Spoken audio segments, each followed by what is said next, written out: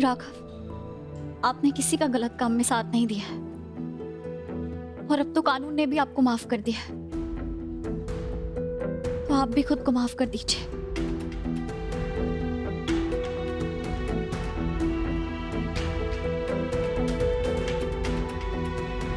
Inspector, मुझे sign कब करना है? आइए।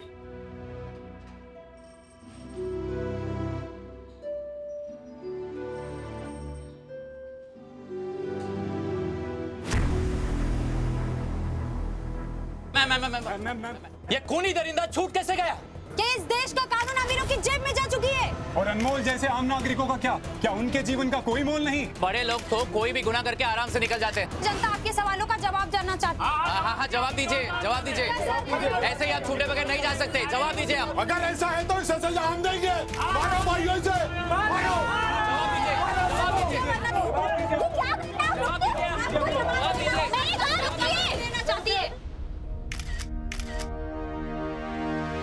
ये क्या अमीर लोग लगा रखा है? अमीर होना इस देश में जुर्म है क्या? और राघव जेल से इसलिए नहीं छूटे क्योंकि वो अमीर है, वो जेल से इसलिए छूटे हैं क्योंकि वो निर्दोष है। पुलिस को अभी जो सबूत मिले उसके हिसाब से ये हिट एंड रन केस नहीं, ये मर्डर केस है। अनमोल का एक्सीडेंट नहीं हुआ था, उसका मर्डर हुआ था। मैडम, क्या आप अपने पति को बचाने के लिए ये सिर्फ अब बोल रही हैं? ये बिल्कुल गलत है। अगर पुलिस किसी अमीर इंसान को अरेस्ट कर सकती है तो वो इस इंसान को जेल में रखने के लिए संकोच नहीं करेगी। अगर राघव को बेल मिली है तो वो सबूतों के आधार पे मिली है।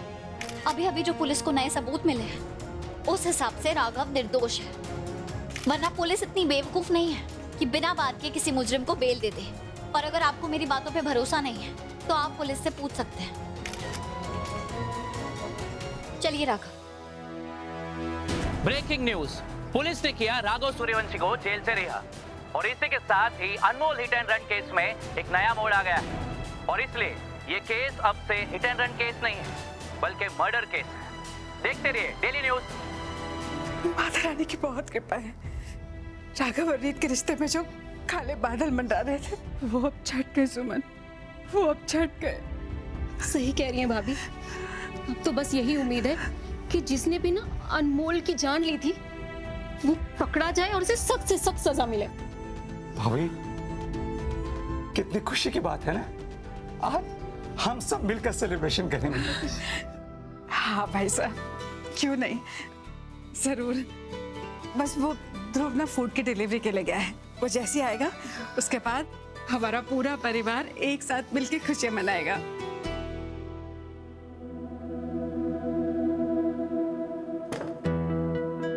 ध्रुव, तुमने देखा बेटा, राघव जेल से रिहा हो गए। हाँ मम्मी, देखी मैंने न्यूज़ फोन पे।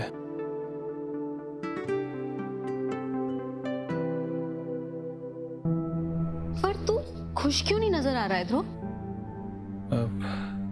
वो जो ऑर्डर में डिलीवर करने गया था वो सारा का सारा बर्बाद हो गया।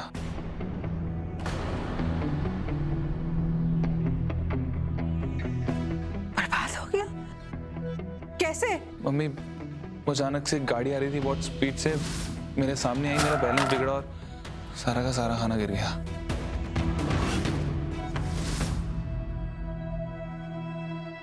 ध्रुव, तू मुझे तो हमेशा भुलक्कड़ कहकर ताने देता रहता है, पर पता है तुझसे भी कोई काम ना ठीक से नहीं होता है। सुमन, क्या बोले जा रही हो? मैं सही कह रही हूँ। एक तो इतना मेहनत करके खाना बनाओ, उसे पैक करो ताकि खाने वाले को खाने का स्वाद आ सके। ये क्या करता है? ये घर से खाना ले जाता है और सड़क पर ऐसे फेंक देता है जैसे कि कोई कूड़ा हो। एक काम करो ध्रुव, तुम ना कोई दूसरी नौकरी ढूंढ लो, और तुमसे ये काम नहीं हो पाएगा। हम और हमारा काम ना हम खुद संभाल लेंगे। मैं जानता हूँ कि ये लॉस सहना हमारे लिए आसान नहीं है, पर हो गई मुझसे गलती। I am sorry. सॉरी बोलने से हमारे घर के राशन के डब्बे भर जाएंगे, हमारे घर के खर्चे निकल जाएंगे। नहीं ध्रुव। चाची, मैं बोल रहा हूँ ना आपको, सॉरी, हो गई मुझसे गलती। मैंने जानबूझ के थोड़े किया है। आपको तो लगता है कि मुझे हमारे बिजनेस की परवाह ही नहीं। हाँ बिल्कुल, ऐसी बात नहीं है चाची। मैं कोशिश करता हूँ ना सब ठीक करने की। शांत हो जाओ, मैंने कहा शांत हो जाओ तुम लोग। किसी की कोई गलती नहीं है। ऐसे जब हमारी किस्मत ही खोटी है तो एक दूसरे को दोष देने से क्या होगा। लेकिन मैं जानती हूँ मैं जानती हूँ माता रानी कोई ना कोई रास्ता जरूर खोलेगी, जिसमें से चल के थोड़ी सी खुशियां हमारे घर पे आएंगी।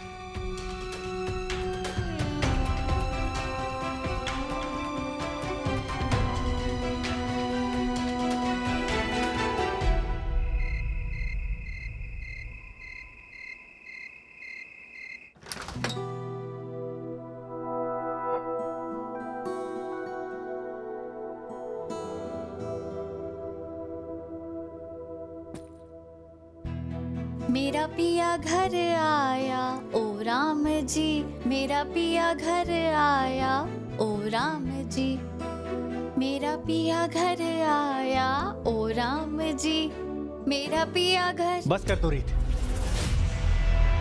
क्या हुआ राघव, आप घर आके खुश नहीं है क्या? आपको तो खुश होना चाहिए कि अब आपकी और उन्नति दोनों के सर से ये इल्जाम हट चुका है। हाँ, हमारी किस्मत अच्छी थी कि हमें पता चल गया कि अनमोल की जान उन्नी की वजह से नहीं गई थी, वरना तुमने तो पूरा इंतजाम कर रखा था उन्नी को सलाखों के पीछे भिजवाने का।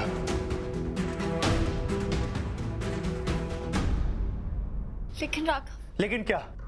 तुम उन्नी के पास सबूत लेके नहीं गई थी उसे मजबूर करने के लिए कि वो पुलिस के सामने सरेंडर कर दे ताकि मैं जेल से बाहर आ सकूं?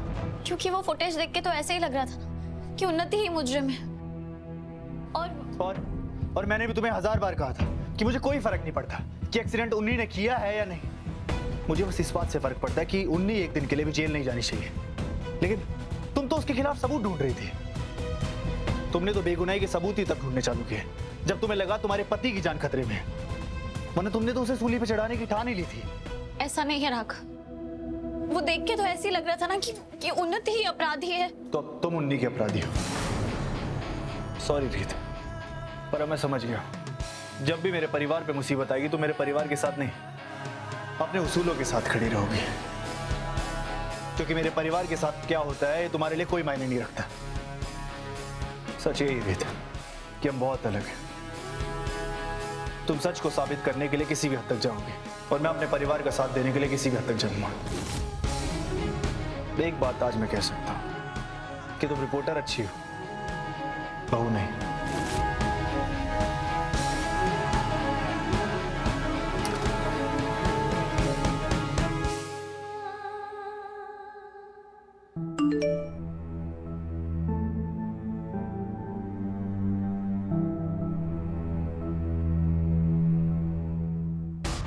बच गई स्मिता, क्योंकि मैं बच गई, वरना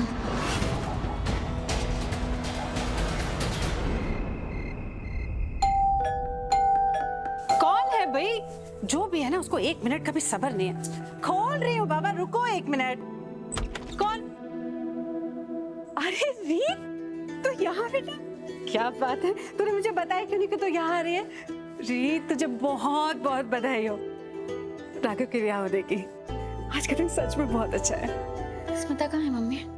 स्मिता वो अपने कमरे में होगी, तो वो छोड़, तू ये बता कि तूने राघव को कैसे बेकसूर साबित किया? तू बैठ। मम्मी मैं अभी आई।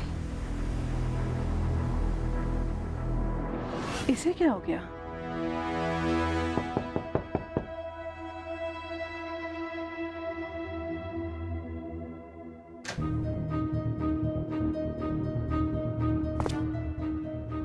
प्रतीक, आप में तो बहुत हिम्मत है, आप गए नहीं अब तक? चला गया था लेकिन एक इमरजेंसी आ गई। कैसी इमरजेंसी? मुझे लगा कि अगर आपको एक बार और हग नहीं करूंगा ना तो रात को नींद नहीं आएगी, तकिया पकड़कर रात भर सोना पड़ेगा।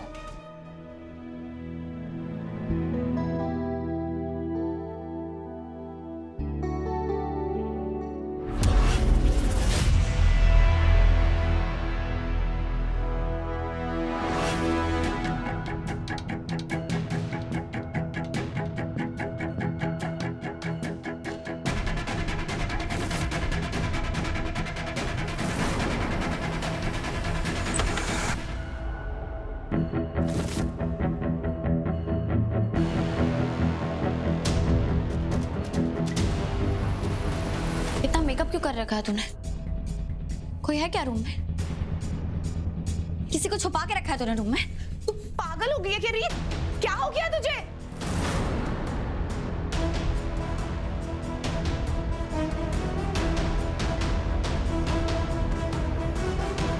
रीत, हुआ क्या है तुझे? और तू इतनी सकती। प्राइवेसी नाम की कोई चीज होती है, समझी? अभी कान के नीचे 2 बजाऊंगी ना, सारी प्राइवेसी तेरी यही निकल जाएगी।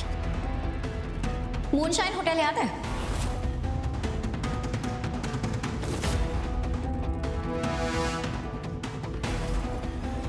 तू इतनी रात को मुझे होटल के बारे में बताने आई है?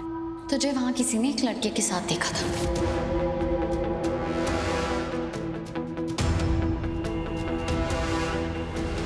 प्रीत, तुझे जिसने भी ये इन्फॉर्मेशन दी है ना, झूठ बोल रहे हो। झूठ मत बोल स्मिता, सब पता चल चुका है मुझे। प्रीत, तू कैसी बातें कर रही है? और तू कैसे श्योर हो सकती है मैं ही वो लड़की थी? ठीक है, तू नहीं मानेगी ना, मैं तुझे सबूत दिखाती हूँ।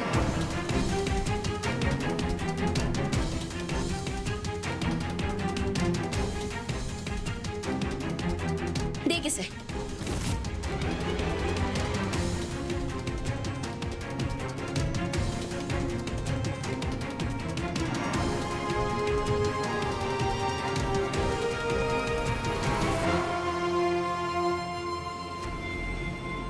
बहुत कहीं मैं पकड़ा ना जाऊं, क्या बोलूंगा इन लोगों को, क्या समझाऊंगा?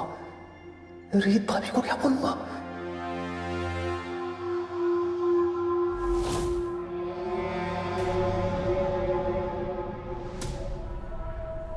ताई जी, मम्मी। बेशरम, अब होटलों में जाने लगी है। हमारी नाक कटवाने में कोई कसर नहीं छोड़ी ना तूने। और कितना जलील करवाएगी बता। सुमन, क्या कर रही हो तुम? पीछे हटो, शांत हो जाओ।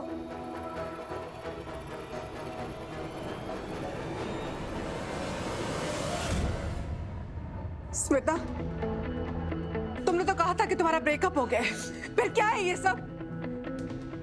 1 मिनट मम्मी, आप लोगों को पता था कि स्मिता की जिंदगी में कोई लड़का है? रीत, है नहीं था। और मुझसे बहुत बड़ी गलती हो गई कि मैं उस लड़के से मिली, और मैं अपनी गलती की माफी मांग चुकी हूँ ना आप लोगों से, और क्या करूं? और रीत, मेरा सच में उससे ब्रेकअप हो गया। मैं उससे नहीं बात करती हूँ।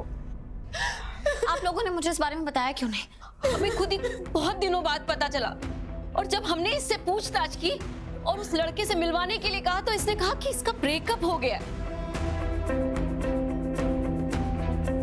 रीत, चंद दिनों के अफेयर में उस लड़के ने इसे इतने महंगे महंगे तोहफे दिए कि पूछो मत। सिर्फ इतना ही नहीं, उसने पता है इसके कॉलेज की 5 लाख रुपए की फीस भी भरी है। क्या?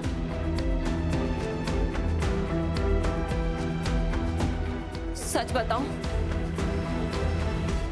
तो इस लड़की पर ना, ये जो आजकल कुछ भी मुझसे कहती है ना, एक रत्ती भर भी मुझे इस पर भरोसा नहीं है। स्मिता, सच सच बता, मैं आखिरी बार पूछ रही हूँ, कुछ भी मत छुपा, वरना ना मैं तेरी खाल उधेड़ कर रख दूंगी। चाची, चाची 1 मिनट। शांत हो जाओ। कौन है वो लड़का? मुझे उसका नाम बता। क्योंकि देख, ये तो मुझे भी अजीब लग रहा है कि कोई भी राह चलता लड़का तुझ पे इतने सारे पैसे खर्च करेगा और फिर अचानक से ब्रेकअप कर लेगा। क्या क्या नाम है उसका? मैं उसके बारे में और पता लगाऊंगी। Please please please please Smita, मेरा नाम मत बोलना प्लीज। बोल स्मिता, क्योंकि ऐसे ही कोई भी तेरा फायदा उठा सकता है। प्लीज प्लीज मुझे बता, बोल कौन है वो, बोल। रीत, बस करना। मैंने तुझे बोला ना, मेरी उससे बात नहीं होती है। मैं ब्रेकअप कर चुकी हूँ। आप लोगों से भी मांगी ना मैंने माफी, और क्या करूँ मैं?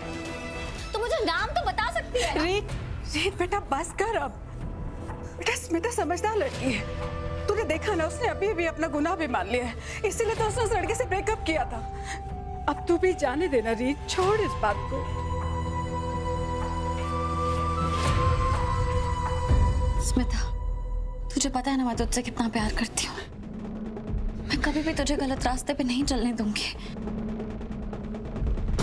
पर प्लीज प्रॉमिस कर कि कोई ऐसा गलत काम नहीं करेगी जिससे चाचा चाची या हम में से किसी को भी शर्म की वजह से अपना सर झुकाना पड़े।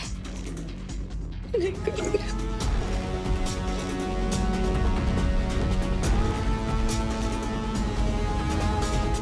सब ठीक हो जाएगा।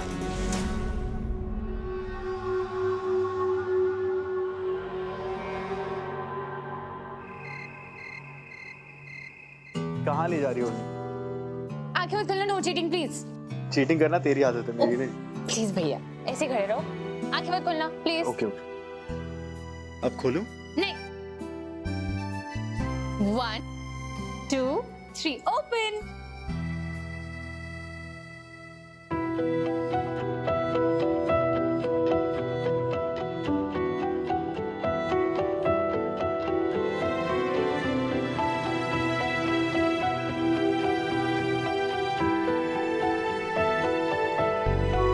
नहीं, इस सब की क्या जरूरत थी? ऑफ कोर्स जरूरत थी भैया। जब मॉम नहीं थी बचपन में आपने कभी भी मुझे अनाथ महसूस नहीं होने दिया, हमेशा मेरे साथ खड़े रहे, मेरे ढाल बनकर खड़े रहे। और मैंने तो कितनी गलतियां की है, आपने मुझे हमेशा माफ किया, मुझे समझा, मुझे संभाला भी। बस बस, अब इतनी बड़ी बातें मत कर, वरना मुझे लगेगा मेरी असली उन्नी को किसी ने किडनैप कर लिया है और ये नकली यहाँ छोड़ दी।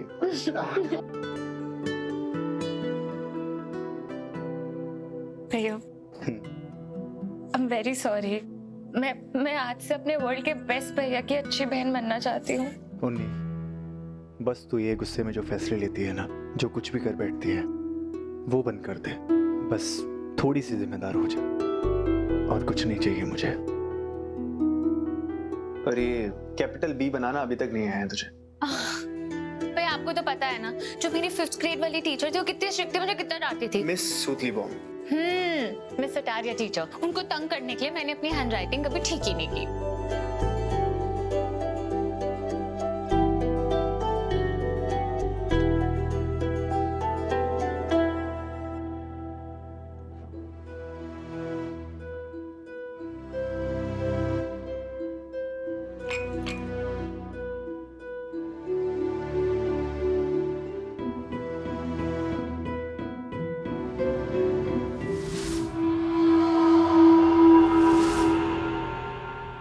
मम्मी, स्मिता ने कभी आपको उस लड़के का नाम बताया था क्या?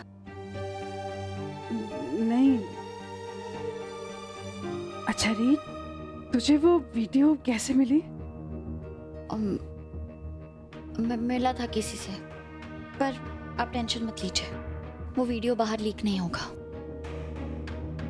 पक्का ना रीत? तो पूरा ध्यान रखेगी ना इस बात का कि ऐसा ना हो। वैसे काफी इज्जत नहीं है हमारे समाज में, तो अगर ये वीडियो भी बाहर आ गया तो बहुत बदनामी हो जाएगी हमारी। नहीं मम्मी, ऐसा कुछ नहीं होगा, आप भरोसा कीजिए मुझ पे। छोड़ ना रीत, हम भी ना क्या ये परेशानियों वाली बातें करने बैठ गए। आज खुशी का दिन है, आज तूने राघव को जेल से रिहा करवाया है, उन्नति के सर पे जितने भी इल्जाम लगे हैं उन सबको हटाया है। तो अच्छा, हम थोड़ा सा इस पल को सेलिब्रेट करें।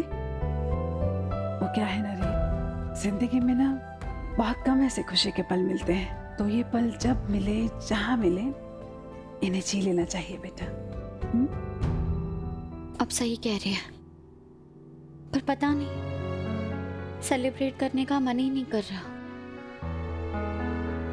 मम्मी, आपको पता है, राघव को ऐसा लगता है कि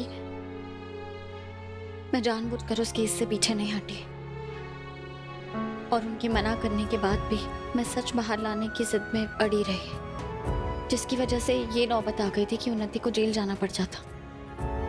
और ये सोच सोच के वो मेरी वजह से परेशान रही। आप बताओ मम्मी, आपको क्या लगता है, मैंने जो किया वो गलत किया क्या? और उन्नति की परेशानियों की वजह मैं हूं? क्या ये मेरा फर्ज नहीं बनता कि मैं अनमोल की मौत का सच सबके सामने लेके आऊं? मैंने इतनी बार राघव को समझाया कि जितने वो खुश है उतनी ही खुश मैं भी हूं कि उन्नति के सर से अनमोल को मारने का इल्जाम हट गया है। उन्नति को उस गिल्ट में, उस डर में देख के मुझे भी अच्छा नहीं लग रहा था, पर उन्हें ऐसा नहीं लगता। उन्हें तो लगता है कि मैं उनकी फैमिली को अपनी फैमिली मानती ही नहीं हूँ। और राघव आज भी मुझे उस परिवार का हिस्सा नहीं मानते, एक बाहर वाली समझते हैं। और सिर्फ राघव ही नहीं, पूनम भाभी, दिव्या भाभी, उन्नति, सब लोग ऐसे ही सोचते हैं। और बुआ जी, उनके बारे में तो क्या ही कहूँ मैं। पता है मम्मी, मुझे ऐसा लगता है कि ये बस मेरे दिमाग में ही है कि वो मेरा परिवार है, रीत, और मुझे ऐसा भ्रम है कि वो मेरा घर है। पता नहीं उन लोगों के दिल में मेरे लिए कोई जगह है भी या नहीं, सच्ची वाली जगह, वो जगह जो हालात के बदलने पे मौसम की तरह बदलती नहीं है। रीत बेटा, इन सबको अपने ऊपर हावी मत होने दे। ये सोच गलत है तेरी। बेटा तू एक बार, सिर्फ एक बार राघव के नजरिए से भी तो सोच। उन्नति उसके दिल की धड़कन है बेटा, और अगर उन्नति पे कोई भी आ जाती है ना, तो वो दिमाग से नहीं दिल से सोचता है। वरना तूने देखा है ना, वो बिल्कुल तेरे जैसा है, बिल्कुल तेरे जैसे सोचता है वो। उसने हमेशा तेरा साथ दिया है, वो कितना प्यार करता है तुझे। बस बेटा, जब बात उसकी बहन की आती है ना, तो वो एक भाई की तरह सोचता है और भाई की तरह करता है। जैसे तू और ध्रुव हैं, तुम दोनों भी तो ऐसे ही करते हो ना रीत बेटा। और रही बात तेरी, तो तूने जो कुछ भी किया है ना, वो बिल्कुल ठीक किया है। तूने वही किया है जो उस वक्त होना चाहिए था। और रही बात तेरी और राघव की, तो मैं जानती हूँ तुम दोनों के बीच में जो भी ये गलतफहमी है ना, ये थोड़े वक्त के बाद खुद ब खुद दूर हो जाएगी। क्योंकि तुम दोनों ने अपने प्यार से इतने तूफानों को झेला है, उनका सामना किया है और उन्हें हराया है। तुम इसे भी हरा दोगी बेटा। तुम दोनों का प्यार कभी नहीं बदलेगा, कभी भी नहीं। हाँ, पर एक चीज है जो बदल सकती है। क्या? चाय, जो गर्म से ठंडी हो रही है। इसे जल्दी जल्दी खत्म करें? हाँ। ये ले। Cheers. Cheers.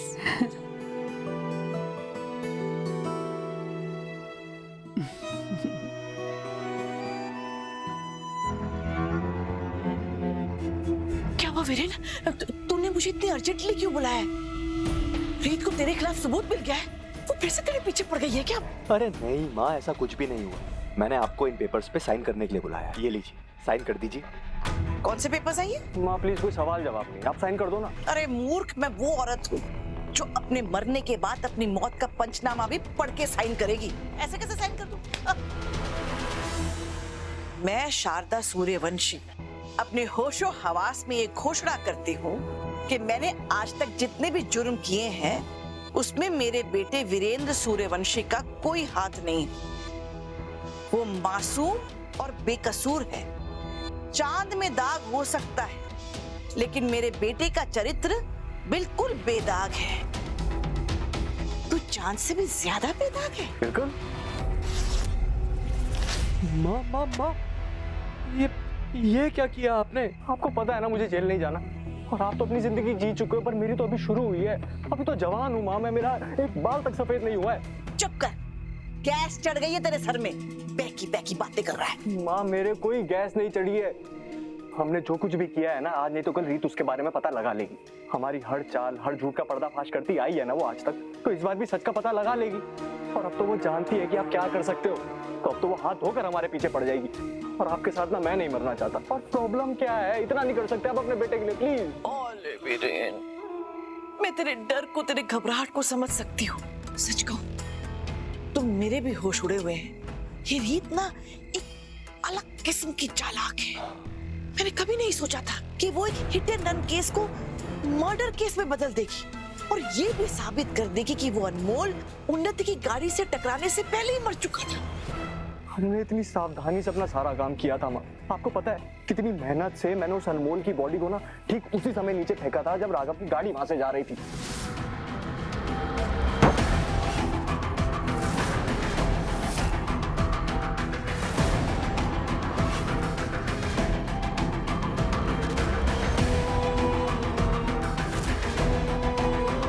इतनी सही टाइमिंग बिठाना कोई मजाक का खेल नहीं है वहाँ। बिल्कुल तूने सही कहा, क्या सही टाइमिंग बिठाई थी। बस एक गलती कर दी। फिर इस दुनिया में करोड़ों लोग हैं और हजारों लोग रोज मरते हैं, लेकिन तुझे भी चुनकर उसी लड़के की लाश मिली राघव की गाड़ी के आगे फेंकने के लिए, जिसका सीधा कनेक्शन रीत के भाई ध्रुव से था। वाह। माँ, मुझे थोड़ी ना पता था कि मेरे बंदे ने मुझे किसकी लाश लाके दी है, हैं? मैं आधार कार्ड थोड़ी ना चेक करता हूँ डेड बॉडी का। उसने मुझे जिसकी लाश लाके दी मैंने फेंक दी राघव की गाड़ी के आगे। भाई तो मैं कह रही हूँ कि बढ़िया से बढ़िया प्लान भी फेल हो सकता है, इसलिए यहाँ खड़े होकर मुझे लेक्चर मत दे कि मेरी चाल सही नहीं थी। तुझे इस सब से बचकर निकलना है ना। लेकिन याद रखना वीरेन, तुझे भी राघव की जायदाद का उतना ही लालच था, तभी तूने उस लाश को राघव की गाड़ी पर फेंकने के लिए हामी भरी थी। पर मैंने अपना काम सही किया था।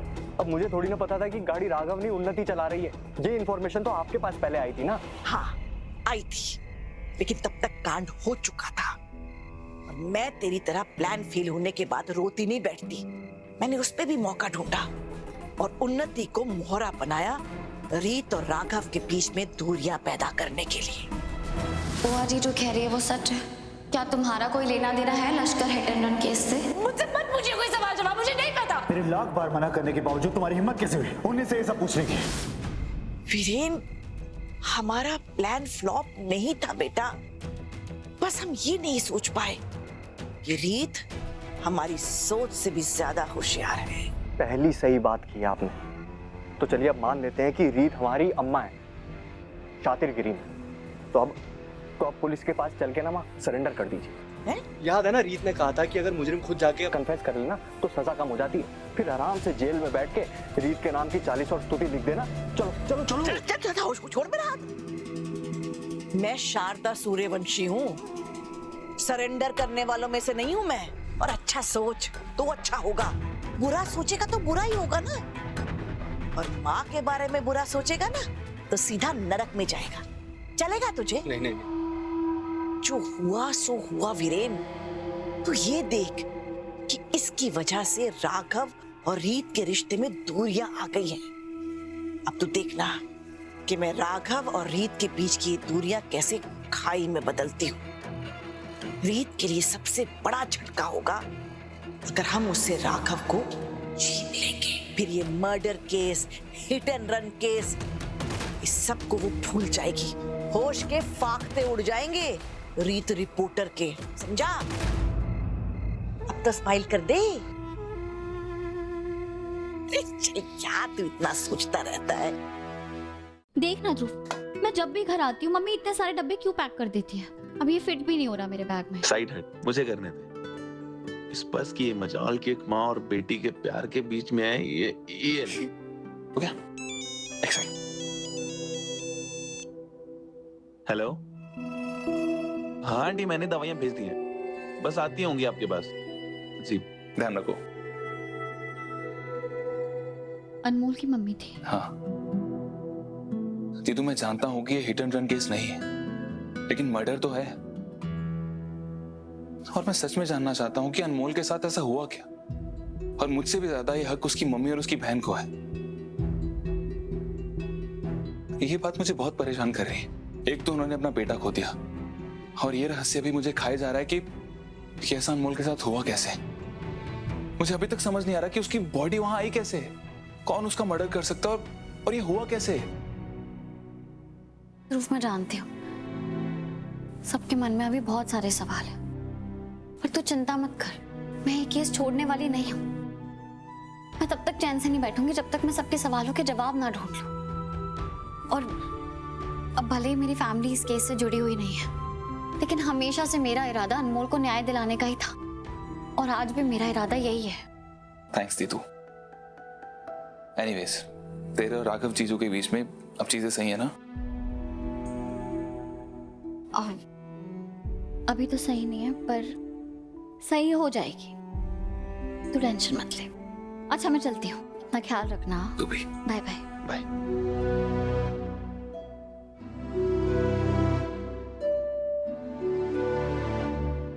बहुत लकी है राघव जीजू कि उन्हें तेरे जैसी पार्टनर मिली। अगर ढूंढने की कोशिश भी करेंगे ना तब भी कोई कमी नहीं मिलेगी तुझमें।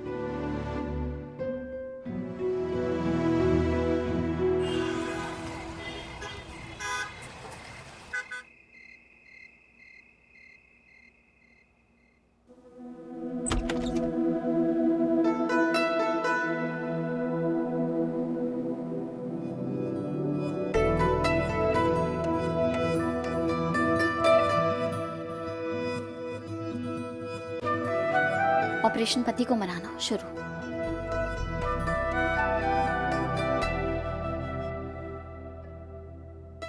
देखिए राघव, आप ना ज्यादा सोने की एक्टिंग मत कीजिए।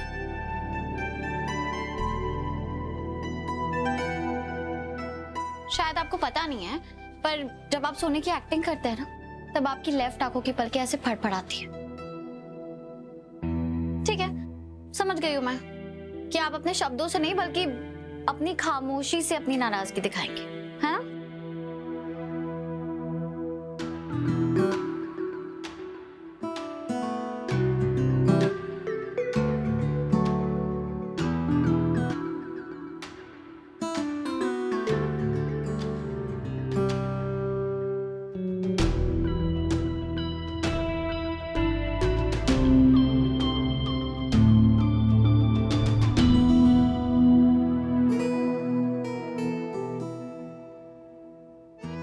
मैं आपको तब तक टॉर्चर करती रहूंगी जब तक आप मुझे माफ नहीं कर देते। ठीक है, आप ऐसे नहीं मानोगे। चाहे तुम कुछ ना कहो, मैंने सुन लिया ये साथी प्यार का तुम्हें चुन लिया, चुन लिया, मैंने सुन लिया। पहला नशा, पहला खुमार, नया प्यार है, नया इंतजार। कर लूं मैं क्या अपना हाल, ए दिल है बेकरार, मेरे दिल है बेकरार, तू ही बता।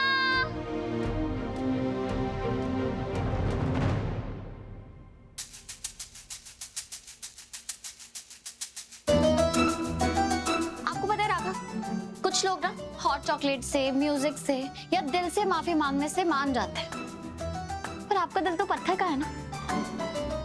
ऐसे ही थोड़ी ना आप ग्वालियर के इतने मशहूर कंस्ट्रक्शन कंपनी के टाइकून हैं। ठीक है, ये तो बता दीजिए कि ये हॉट चॉकलेट मैं अकेले ही पी लूं? ठीक है, 3, 2, 1। मैं पी रही हूं।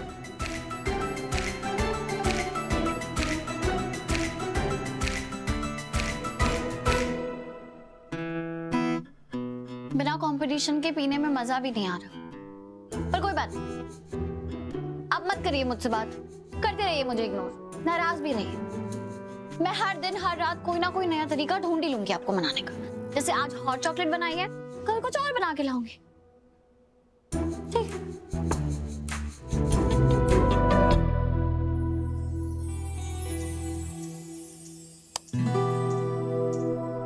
Good night Raghav.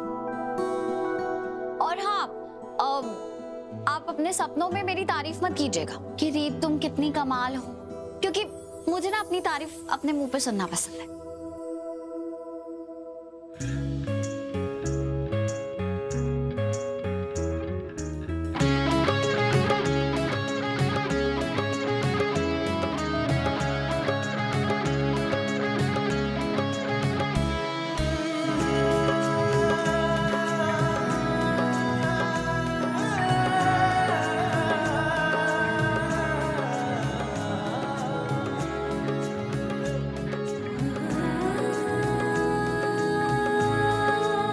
कितनी भी कोशिश कर लो रीत, पर ये नाराजगी दूर नहीं कर पाओगे।